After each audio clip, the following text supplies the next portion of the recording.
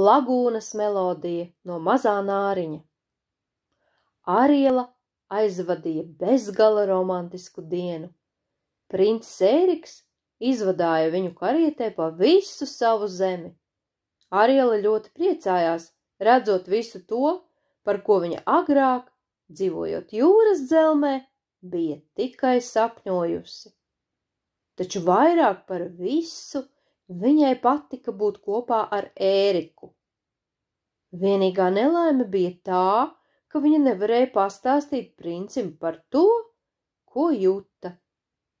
Jūras ragana Urzula bija atņēmusi Nāriņai balsi, apmaiņā pret to, ka pārvērtusi viņu par cilvēku. Ariela gribēja zināt, vai Ērikam pret viņu ir tādas pašas jūtas, bet viņai atlika vienīgi gaidīt un cerēt, ka princis atzīsies mīlestībā.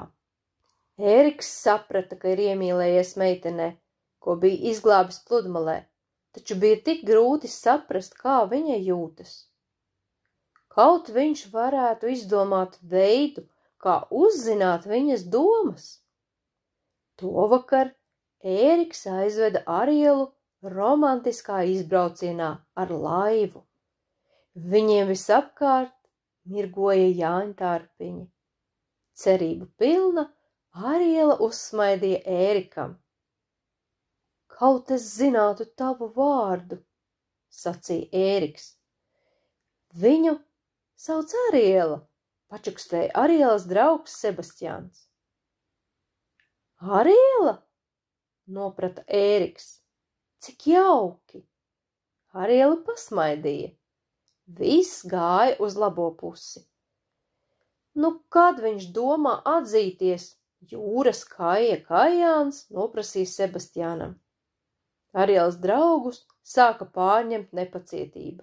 Viņi zināja, ka tad, ja Ēriks neiemīlēsies Arielā līdz nākamās dienas saules rietam, Arielai būs jāatgriežas pie Urzulas, lai kļūtu par viņas gūstekni. Puisim vajag palīdzēt, nosprieda Sebastians. Satvēris niedri, viņš pacēla to gaisā kā diriģenta zizli. Ap viņu sapulcējās vardas, putni un zivis. Sebastiāna vadībā viņi uzsāka romantisku mīlas dziesmu. Dari taču kaut ko, noskūpsti meiteni, viņi mudināja Ēriku. Arielas skropstas aicinoši notrīsēja. Vai Ēriks pret viņu juta to pašu, ko viņa pret Ēriku?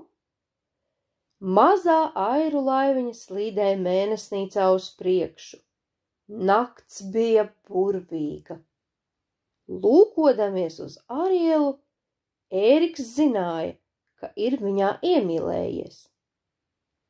Noskūpsti meiteni, Sebastians atkārtoja Ērikam pie auss. Ēriks un Ariela liecās tuvāk viens otram.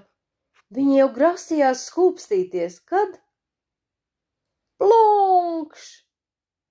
Urzulas mīluļi, Zuši, Fūcis un Ķecis apgāza laivu, iemetot Arielu un Ēriku augstajā ūdenī. Mirklis bija sabojāts. Ariela nopūtās, kad princis palīdzēja viņai ierāpties atpakaļ laivā.